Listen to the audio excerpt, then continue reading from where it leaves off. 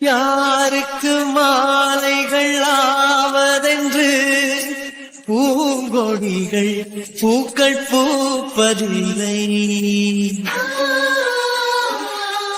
யாருக்கு யார் சொந்தமாவதென்று தேவதைகள் வந்து சொல்வதில்லை. விதி என்ற காட்டிலே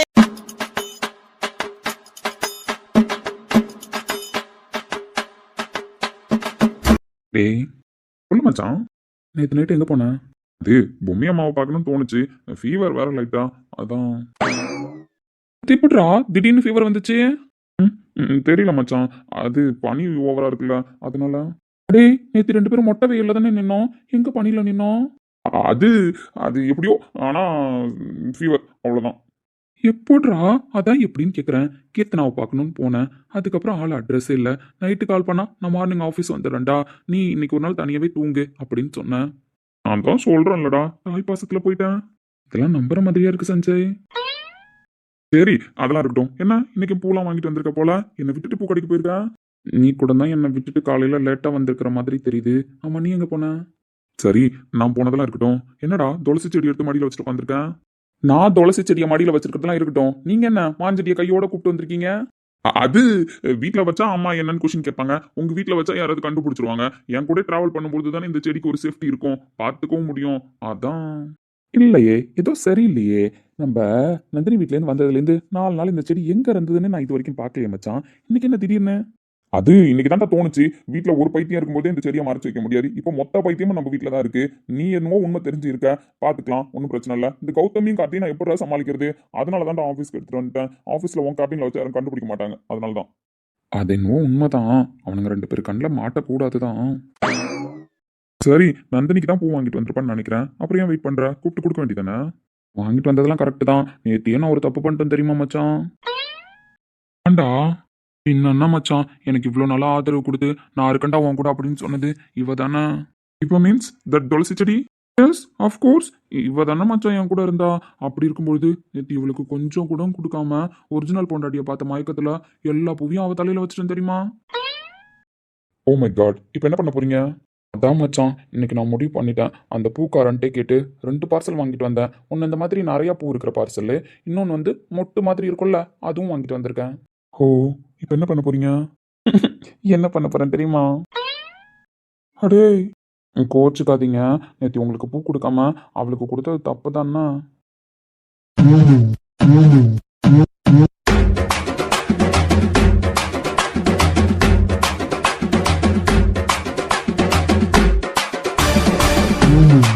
ரோஹித் சொல்ல மச்சான், இவளும் பார்க்கறதுக்கு க்யூட்டாக இருக்கலாம் மச்சான். பூ வச்சோடனே என் நந்தினியும் அப்படிதான் பார்க்கறதுக்கு க்யூட்டாக இருந்தா. 2 பேரும் ஒருத்தவங்களுக்கு ஒருத்தவங்க சலிச்சவங்க இல்லைன்னா அவ்வளோ அழகு 2 பேரும். தலைவரே இங்கே பாருங்க.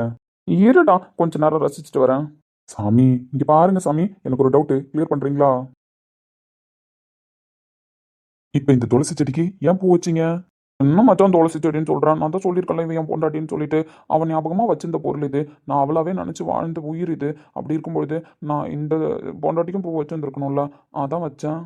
சரி சரி, உங்கள் ரூட்டு படியே நான் வரேன். அப்படி பொண்டாட்டி ஞாபகமாக வச்சிருக்கிற பொருளுக்கு பொண்டாட்டினே நினச்சி நீங்கள் பூ வச்சதெல்லாம் கரெக்டு தான். அப்போ இப்படி பூ கொடுத்தா தப்பு இல்லையா?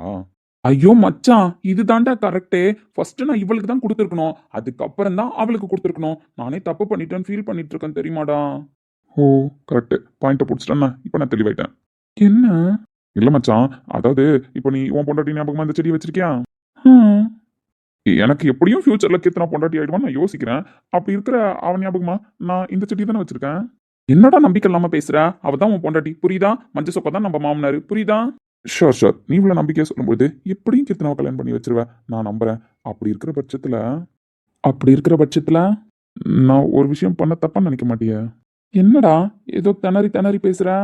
திணறிலாம் பேசல. நீ இப்போ பண்ணதுலேருந்து எனக்கு ஒரு விஷயம் புரிஞ்சிச்சு. நானும் காலையில் வரும்பொழுது ஒரு பொருள் வாங்கினேன். என்ன பொருள் வாங்கின? திரும்பவும் சொல்கிறேன் ரோஹித், இப்போ நீ சொன்ன ஐடியாவை ஃபாலோ பண்ணி தான் நான் பண்ண போகிறேன். நான் ஜஸ்ட் வரும்பொழுது அழகாக இருக்கேன்னு நினச்சி வாங்கின பொருள். ஆனால் நான் இப்படிலாம் யோசிச்சு வாங்கல புரியுதா? பட் இப்போ நீ தான் எனக்கு ஐடியா கொடுத்துருக்க. அடே என்னடா அது?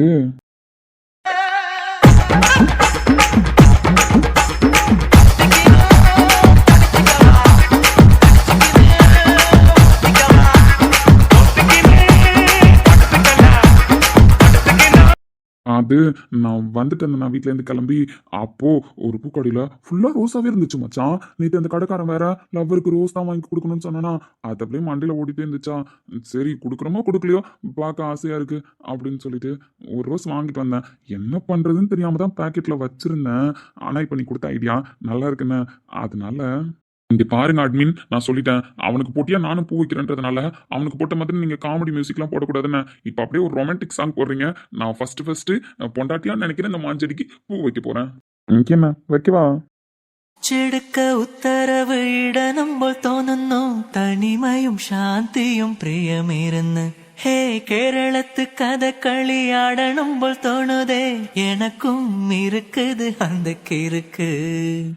கண்ணால் பேசும் அன்னைக்கே சொன்னான் அளவா பண்ணுடா நான்லாம் விஸ்பர் வேண்டித்தான் நீ தாங்க மாட்டேன்னு. அன்னைக்கு புரியல சொன்னதுக்கான அர்த்தம் இன்னைக்கு புரியுதுன்னா. ஆவி பயில நம்மளுக்கு மேல படம் ஓட்டுவான் போலயே. மச்சான் can I Singh the song?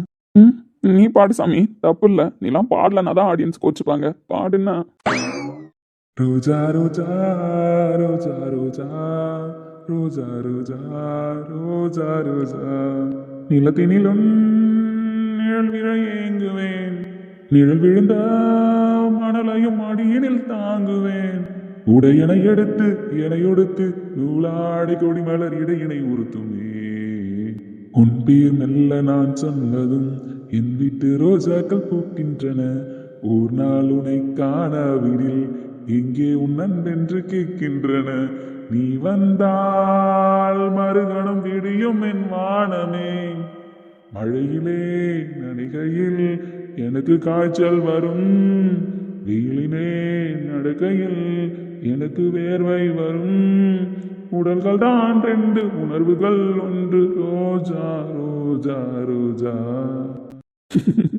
டேய் பயங்கர லவ்வா இருப்ப போலயே. இல்ல நல்லா இருக்குல்ல இந்த ஃபீல். உண்மையிலே உன் ஃபேஸ்ல இவ்வளோ சந்தோஷத்தை நான் பார்த்ததே இல்லடா. முதல் தடவையா உனக்காக நீ சிரிக்கிற, அதை நான் முழுசா பார்க்குறேன். இவ்வளோ நாளா என் சிரிப்புக்கு பின்னாடியும் என் அழுகைக்கு பின்னாடியும் தாண்டா நீ இருந்திருக்க. உன்னோட உணர்வை நான் பார்த்துருக்கேன். பட் என் சஞ்சய் இன்னைக்கு அவனுக்காக சிரிக்கிறான். ஏய் சீப்பேன், அதெல்லாம் ஒன்றும் இல்லை, ஏதோ தோணுச்சு. சீரியஸ்லி எனக்கு தெரியும்ண்ணே, நீ வாய மூடு. ஆனால் என்னன்னு தெரியலடா, நேற்று அவளை போய் பார்த்துட்டு வந்த உடனே எனக்கு ஃபீவராக இருக்கு தெரியுமா? அவளை பார்த்துட்டு வந்ததுக்கப்புறம் ஃபீவர் ஸ்டார்ட் ஆச்சா? ஆமாண்டா, அவள் சும்மா இல்லையே, ஏதாவது ஒரு வேலை பார்த்து விட்டுறா, அதனால தான் எனக்கு ஃபீவரு. அவன் என்ன வேலை பார்த்து விட்டா, அதனால உனக்கு எப்படி ஃபீவர் வரும்?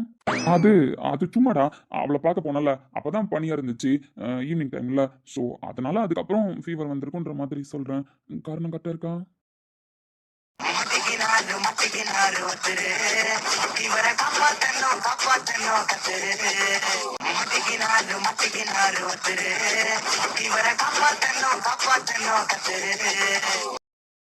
இல்ல நீங்க சொல்ற காரணம்லாம் கரெக்டா தான் இருக்கு. ஆனா அந்த காரணம் கரெக்டா இருக்கான்னு என்கிட்டே கேட்டீங்க பாத்தீங்களா? அங்கதான் நீங்க தொக்கா மாட்டிக்கிட்டீங்க. சொல்லுங்க. அது எப்படி அவளை பார்த்துட்டு வந்ததுக்கு அப்புறம் ஃபீவர் வரும்? அது மச்சான் எனக்கு தெரியும். உங்க முகரக்கட்டை உண்மையை சொல்லுதா பொய்யை சொல்லுதா எப்ப என்ன மாதிரி பண்ணுதுன்னு எனக்கும் தெரியும்னா. என் முகரக்கட்டையை வச்சு நீங்க எப்படி புரிஞ்சுக்கிறீங்களோ அதே மாதிரி உங்க முகரக்கட்டையை வச்சு நானும் புரிஞ்சு பண்ண. ஒழுங்கா சொல்லு, என்னாச்சு? செய்யறதையும் செஞ்சு விட்டு குடிக்கிறத பாரு, திருவிழாவில காணாம போன புள்ள மாதிரி. வரா என்ன ரோஹித், நான் சொல்ற காரணத்தை நம்ப மாட்டேன். உங்ககிட்ட நான் போய் சொல்லுவேனா சாமி? அப்படிதான் சாமி நானும் நினைச்சேன். ஆனா உங்க பர்ஃபார்மன்ஸ்லாம் இன்னைக்கு பார்த்தா எனக்கு அப்படியே பக்கு பக்குன்னு இருக்கு. அடே இல்ல நான் சொல்ற காரணம் கரெக்டு தான். அவளை பார்க்க போனா அங்க பனியா இருந்துச்சு, அதனால சளி பிடிச்சிச்சு. அப்புறம் லைட்டா ஃபீவர் அடிக்குது, உள்ளுக்குள்ள ஏதோ பண்ணுது.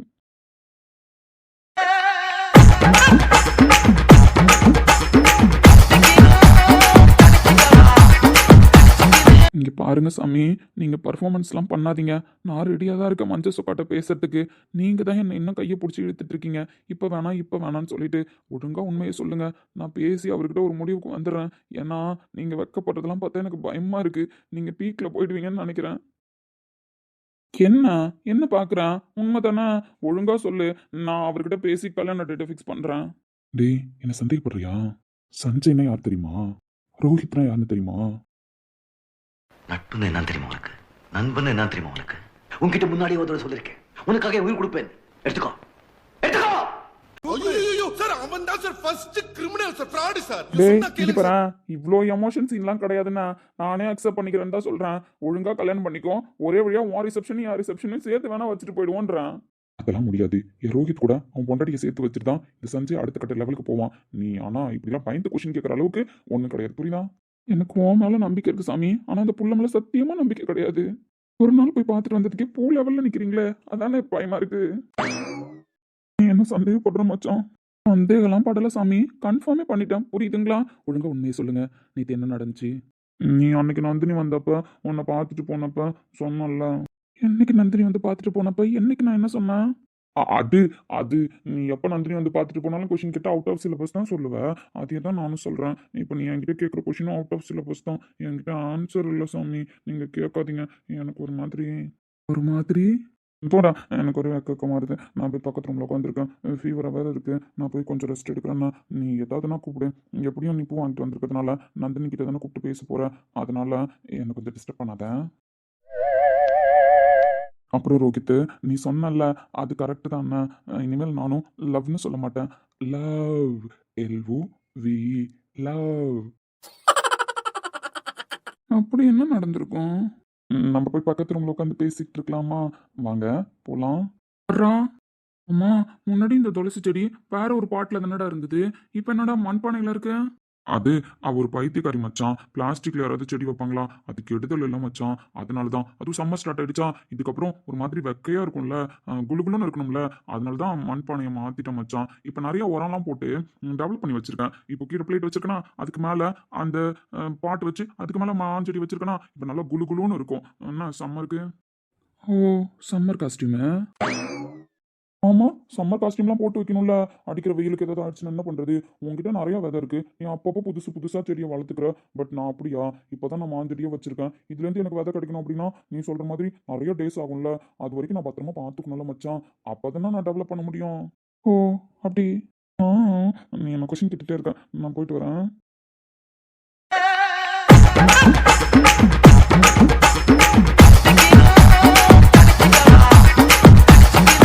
கரெக்டு தானே, இத்தனை வருஷமா எனக்கு வராத ஐடியா அவனுக்கு வந்திருக்கு. பாரு, லவ் பண்ண ஆரம்பிச்சோன்னே அல்டிமேட்டா இருக்கான்.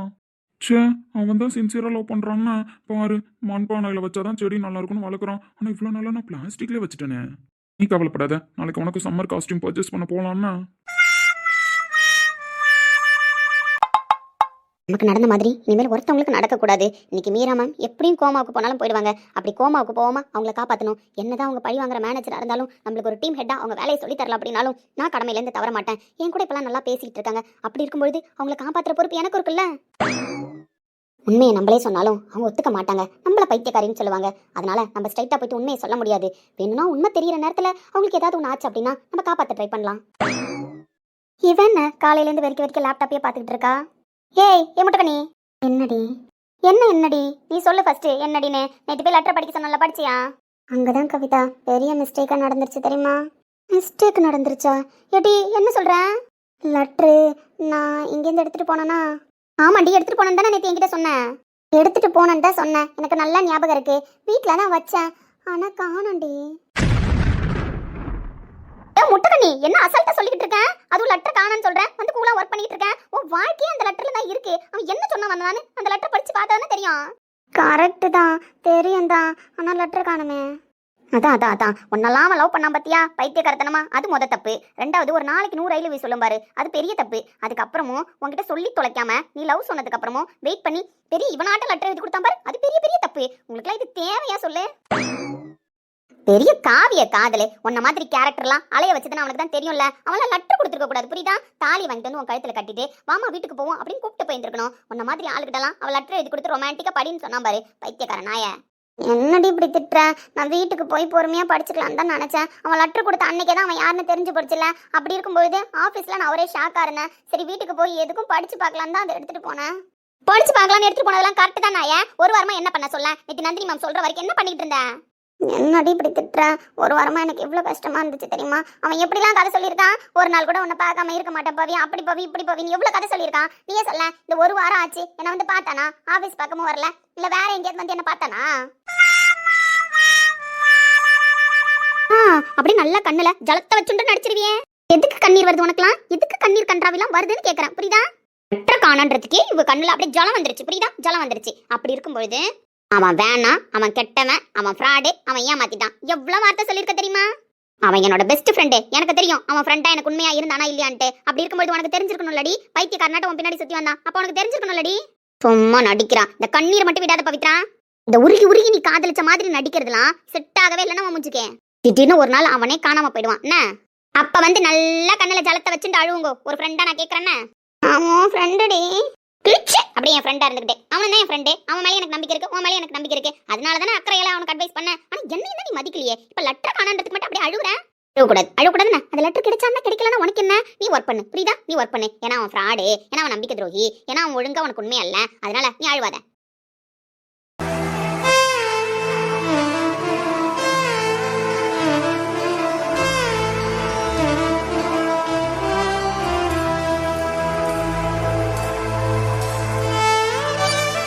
ஏய் கவிதா, கார்த்தி வாண்ண, உனக்காக தான் இங்க பேசி உயிரை கொடுத்து பேசிட்டு இருக்கேன். எனக்காக பேசிட்டு இருக்கியா? எதுக்கு எனக்காக பேசிட்டு இருக்க? பாரு, இவெல்லாம் திருந்தவே மாட்டா. இவ திருந்தலாம் சான்ஸே கிடையாது. அதனால நீ இவளெல்லாம் கழட்டி விட்டுரு. வேற ஏதாவது ஒரு நல்ல பொண்ணா பார்த்து நீ பிக்கப் பண்ணிக்கலாம். ஏய் கவிதா, அதை பத்தி தான் இப்ப நானும் உங்ககிட்ட பேச வந்தேன். கரெக்டா நீயும் அதே டாபிக்கே பேசுறேன்னா? என்னடா அதை பத்தி எதுக்கு பேச வந்த? இன்னமா நீ இவள நினைச்சிட்டு இருக்க? இவ ஃப்ராடுடா. இவள உன்னை புரிஞ்சுக்க மாட்டா. ஏய் நான் எதுக்கு அவளை பத்தி பேச போறேன்? அவளை பத்தி எல்லாம் பேசின டாபிக் முடிஞ்சு போச்சு. நான் இப்ப அவளை பத்தி பேச வரல. அவளை பத்தி பேச வரலையா? டேய் இங்க பாருடி கவிதா, இப்ப நீ சொல்றல ஏதாவது ஒரு நல்ல ஃபிகரை பார்த்து கரெக்ட் பண்ணிக்கணும்னு சொல்லிட்டு இந்த முடிவை நான் நேத்தியே எடுத்துதான் ஹாஸ்பிட்டல் ஒரு பொண்ணுகிட்ட மொக்கப்பட்டேன். அந்த பொண்ணு நம்ம ராஜேஷ் ஹாஸ்பிட்டல் இருக்கால, அங்க ஒர்க் பண்றா. ஒர்க் ஆகிற மாதிரி தான் இருக்கா. சோ அந்த பொண்ணுக்கு ஒரு அப்ளிகேஷனை போட்டு வச்சுட்டு இருந்தேன். அப்பதான் இந்த முட்டைக்கண்ணி இருக்கல்ல, இவ வந்து எல்லாத்தையும் வீணாக்கிட்டா. ஏய் என்ன பேசிட்டு இருக்க? இவளை பத்தி இந்த ராஜேஷ் பைத்தியக்காரன் அந்த பொண்ணுகிட்ட சொல்லியிருப்பான் போல. அதனால அந்த பொண்ணு என்ன ரிஜெக்ட் பண்ணிடுச்சு. இவளை கண்ணால பார்த்ததுனால இவளையும் என்னை சமாதானம் பண்ணி வைக்க ட்ரை பண்ணுச்சு. பட் நான் சமாதானம் ஆக மாட்டேன்னு சொல்லிட்டேனே. அதனால அந்த பொண்ணோட அப்ளிகேஷன் நேத்தியே ரிஜெக்ட் ஆயிடுச்சு. ஏன்னா இவளை பத்தி தெரிஞ்சுட்டு அதனால ஒத்துக்க மாட்டா. ஒரு பொண்ணா இன்னொரு பொண்ணுக்கு சப்போர்ட் பண்றா. அதனால அந்த பொண்ணு வேணாம். பட் இன்னைக்கு ஒரு பொண்ணை இலக்கிய ஜாயினிங் கொடுக்க போறாளாம். அதுக்கு அந்த பொண்ணு வேணா எப்படி இருக்குன்னு பாப்போம்டி. ஏன்னா இலக்கிய டெஸ்ட் நல்லா தான் இருக்கும். ஆஃபீஸ்க்கு நல்லா டிசிப்ளினா டீசெண்டா ஒரு பொண்ணை தான் செலக்ட் பண்ணியிருப்பா. இந்த பொண்ணு வேலைக்கு அப்ளிகேஷன் போட்டிருந்ததா இல்ல உனக்கு பொண்ணு பாக்குற ப்ரொஃபைலுக்கு அப்ளிகேஷன் போட்டிருந்ததா? அது எப்படியோ போட்டிருந்துச்சு. பட் இலக்கிய அதை செலக்ட் பண்ணிட்டா. அதனால அந்த பொண்ணு வந்த உடனே என்கிட்ட வந்து சொல்லுன்னு அந்த பொண்ணை பார்த்துட்டு செலக்ட் பண்ணலாமா வேணாமா அப்படின்னு முடிவு பண்ணுவோம். பாரு முட்டைக்கண்ணி, உன்னை இவன் இந்த மாதிரி கோமாளித்தனமா பேசினா உனக்கு புருவத்தை தூக்கிட்டு முறைக்க தெரியும். அவன் அப்பாவியா பேசினா உனக்கு கண்ணுல ஜலத்தை வச்சுட்டு நடிக்க தெரியும். இது ரெண்டு மட்டும் தான் உனக்கு தெரியும்னா? ஏய் இங்க பாருடி, அவளை ஏன்டி கன்வின்ஸ் பண்ணிக்கிட்டு இருக்கேன்? நான் உங்ககிட்ட சொல்ல வந்த விஷயமே வேற. பாரு கார்த்தி, எல்லாம் ஒரு லிமிட் தான் சொல்லிட்டேன். லிமிட் தான் நானும் சொல்றேன். லிமிட் மீறி எல்லாம் போனதுனால தான் நானும் சொல்றேன், புரியுதா? அந்த பொண்ணு வந்த உடனே எனக்கு இன்ஃபர்மேஷன் கொடு. ஆக்சுவலி எனக்கு இன்ஃபர்மேஷன் தானாவே வந்துடும் ஃபார்முலா. பட் இருந்தாலும் அந்த பொண்ணு யாரு, என்ன அவ கேரக்டர் என்ன, இதெல்லாம் கொஞ்சம் தெரிஞ்சு வச்சுக்கோ. ஏன்னா யூஸ் ஆகும். உன் ஃப்ரெண்டுக்கு ஒரு ஃபிகரை கரெக்ட் பண்றதுக்கு நீ ஹெல்ப் பண்ண அப்படின்னா வரலாறு பேசதானே செய்யும். என்ன பொழப்பு நம்ம வாழ்க்கை எதை நோக்கி பயணமா போய்கிட்டு இருக்குன்னே தெரியலையே. பிச்சைக்கார கார்த்தியா இருந்தல்ல, ரோட்ல படுத்துட்டு கிடந்திய பிளாட்ஃபார்ம்ல, அப்ப நீ என் உயிரை தான் வாங்கின. எதுக்கு? இந்த முட்டைக்கண்ணியை கரெக்ட் பண்றதுக்கு. நல்லா இப்ப ராயல் கார்த்தியா வந்திருக்க. என்னடா அது? பிரகாஷ் குரூப் ஆஃப் கம்பெனியோட பில்லர் கரெக்டா? இப்ப வந்து ஒரு ஃபிகரை கரெக்ட் பண்றதுக்கு என்கிட்ட புலம்புற பத்தியா? சின்ன பார்த்தா உனக்கு எப்படா இருக்கேன்? You are my girl best டி. இந்த பவித்ரா பின்னாடி சுத்தும்போது நீ என்ன கேர்ள் பெஸ்ட்னு சொல்லி தான் ஐஸ் வச்சேன். பவித்ரா பின்னாடி இல்லடி, யாரு பின்னாடி சுத்தினாலும் சரி அது வேற டிபார்ட்மெண்ட். நீ என்னோட கேர்ள் பெஸ்டி, அவ்வளவுதான். தேவையில்லாமலாம் போட்டு நீ மிங்கிள் பண்ணிக்காத. எம்டியா இருந்தாலும் சரி, தர லோக்கலா இருந்தாலும் சரி, கார்த்திக்கு எப்பவுமே கேர்ள் பெஸ்டினா அது கவிதா மட்டும்தான். உன் கூட எல்லாம் ஃப்ரெண்ட்ஷிப் வச்சிருக்கேன் பத்தியா? அதுக்கு இங்கேயாவது போய் நான் சாவலாம். சரிடி, அப்படியே சாப்பிட்றதா இருந்தாலும் அது உன் விருப்பம். அன்னைக்கே சஞ்சய் ப்ரோ சொன்னார்ல, ஒருத்தவங்க விருப்பப்பட்டு ஒரு முடிவு எடுக்கிறாங்க அப்படின்னா அதை நம்ம தடுக்க கூடாது அப்படின்னு சொல்லிட்டு அந்த வார்த்தை இன்னும் ஆழமா என் மனசுல பதிஞ்சுக்கிட்டே இருக்கு. அதனால நான் சாவறதுக்கு முன்னாடி அந்த பொண்ணை பத்தின இன்ஃபர்மேஷன் மட்டும் என்கிட்ட சொல்லிட்டு போய் சாப்பிடி. டேய்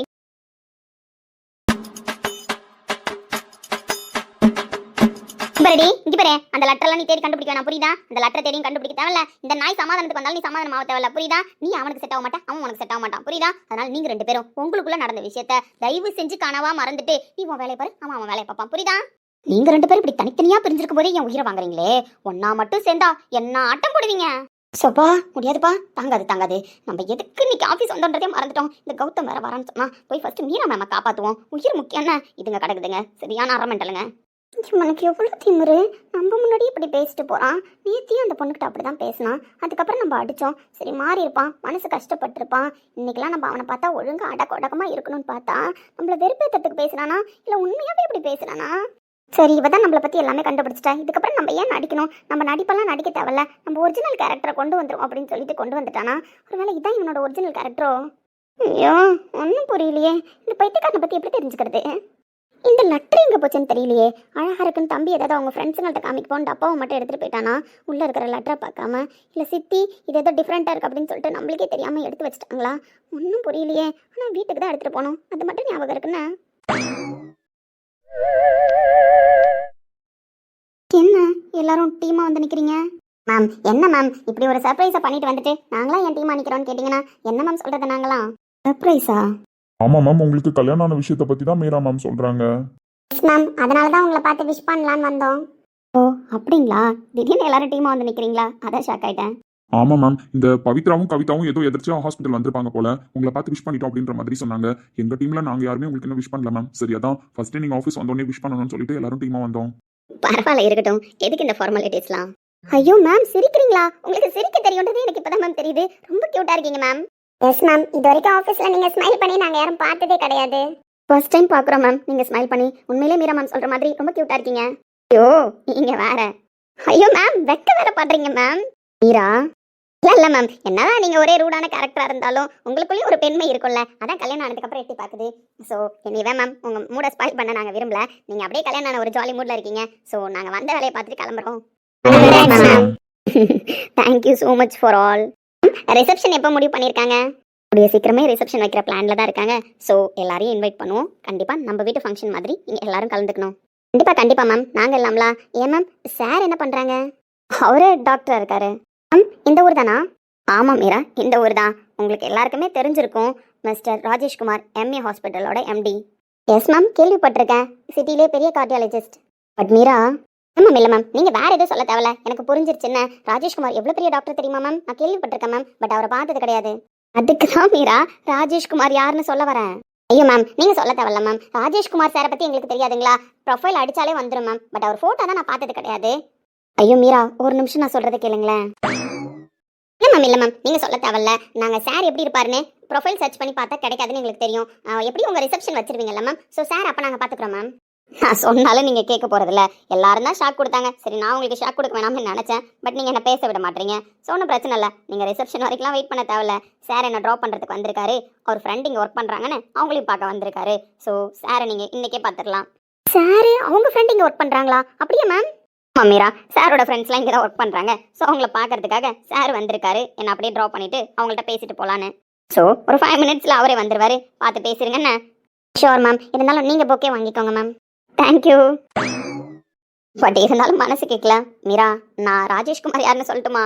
நோ மேம், நான் கேட்க மாட்டேன். அப்புறம் நான் ரிசப்ஷனில் பார்த்துக்கிறேன்னு சொன்னேன். பட் நீங்கள் சர்ப்ரைஸாக சார் இன்னைக்கு ஆஃபீஸ் வந்திருக்காருன்னு வேறு சொல்கிறீங்க. அப்படி இருக்கும்போது நான் கண்டிப்பாக சாரை பார்த்து தான் மேம் பேசணும். ஏன்னா இந்த புன்னகை இவ்வளோ நாளாக எங்கே இருந்துச்சுன்னே தெரியல மேம். எங்கள் இலக்கிய மேம் ஸ்மைலுக்கு பின்னாடி அவர் தான் இருந்திருக்காருன்னு எங்களுக்கு தெரியும் போது இவ்வளோ ஹாப்பியாக இருக்குது தெரியுமா மேம்? ஸோ அதனால் சாரை நான் நேரில் பார்த்து பேசி தான் மேம் பாராட்டுவேன். நீங்கள் போங்க மேம், சார் இப்போ வருவாங்களே, நான் பார்த்து பேசிக்கிறேன். சரி ஓகே மீரா, ஒன்றும் சொல்கிறதுக்கு இல்லை. விதி அப்படி தான் இருந்தால் யார் மாற்ற முடியும்?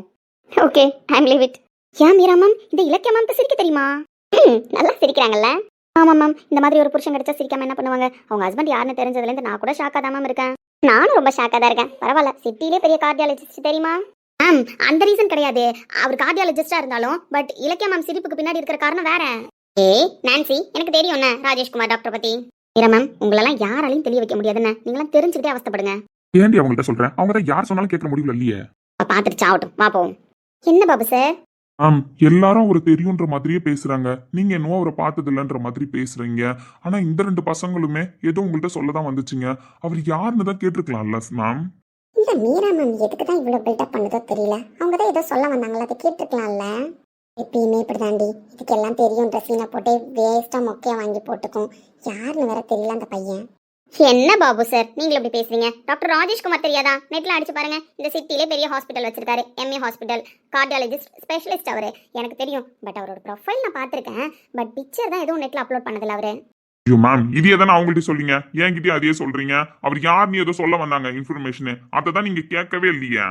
மிஸ்டர் பாபு ஏன் அவசரப்படுறீங்க? இருங்க, மேனேஜர் ஆஃப் தி கம்பெனி, நானே அமைதியா இருக்கேன். நீங்க ஏன் அவசரப்படுறீங்க? சார் தான் மேம ட்ராப் பண்ண வந்திருக்காருன்னு சொல்றாங்கல்ல. சோ 5 மினிட்ஸ்ல உள்ள வர போறாரு, நம்ம பார்க்க போறோம்.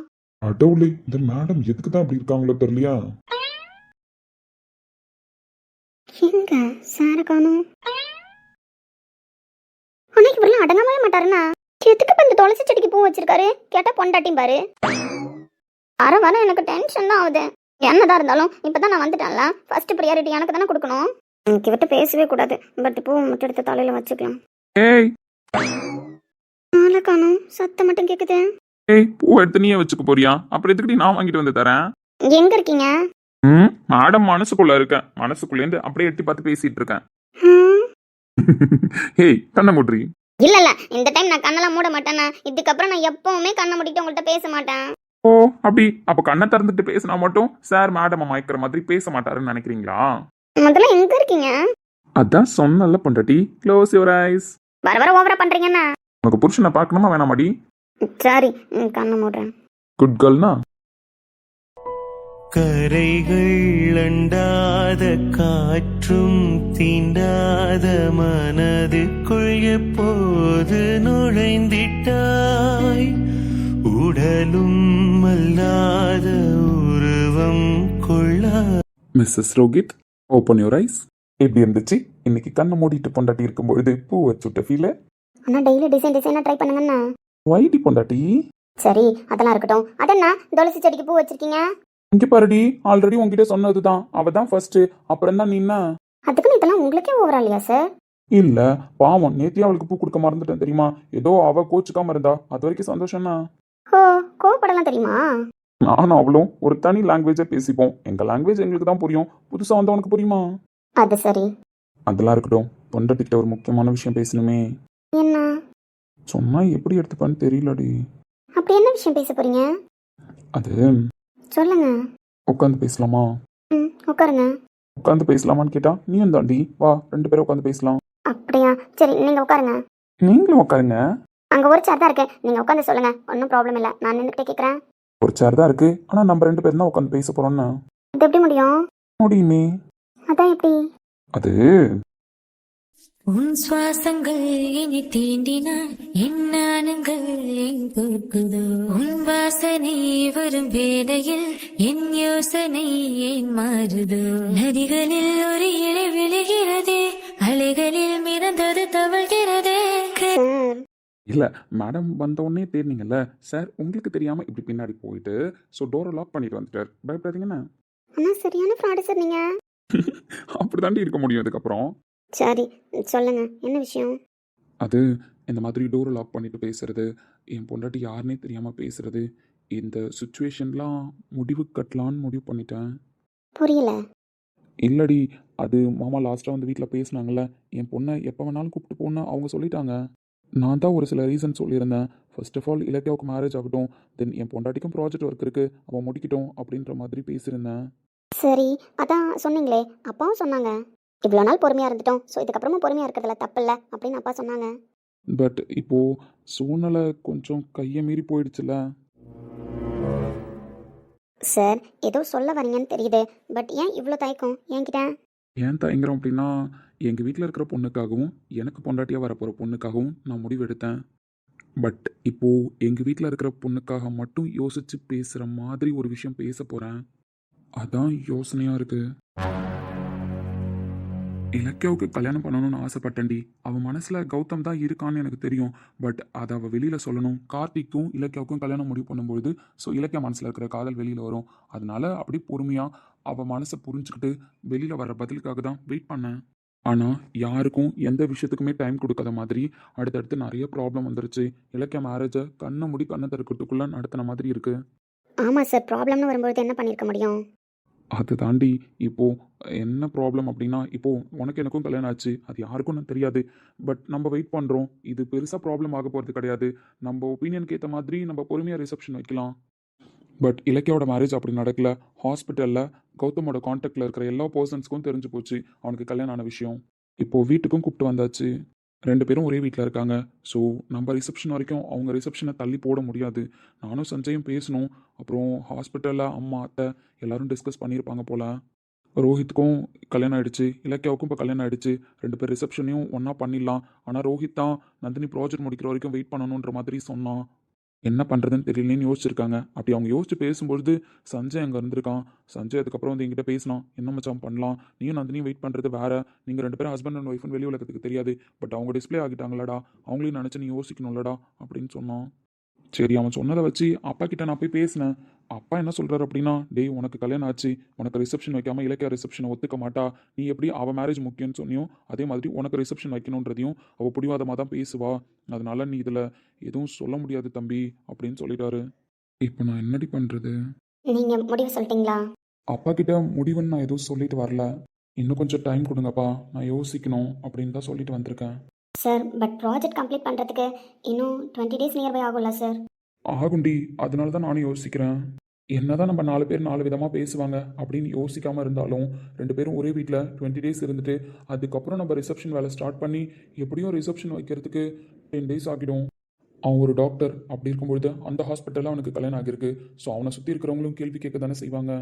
இவளும் ஒரு பொசிஷனில் இருக்கா. ஸோ 1 monthக்கு அப்புறம் ரிசப்ஷன் வைக்கிறதுலாம் கரெக்டாக இருக்காதுடி. சரி, அதான் கரெக்டாக இருக்காதுன்னு தெரியுதுல்ல. தெரியுது, பட் நான் ஒரு விஷயம் சொன்னால் தப்பாக எடுத்துக்க மாட்டீங்களே? இங்கே பாருடி, உண்மையிலே எனக்கு டிசிஷன் எடுக்க தெரியாததுனால தான், இந்த விஷயத்தில் இவ்வளோ கன்ஃபியூஷன் இருக்கிறதுனால தான் நான் உன்னையும் கூப்பிட்டு வச்சு பேசிகிட்டு இருக்கேன். ப்ளீஸ் நீ ஏதாவது சொல்லு, அப்போ தான் எனக்கே ஒரு கிளாரிஃபிகேஷன் கிடைக்கும்.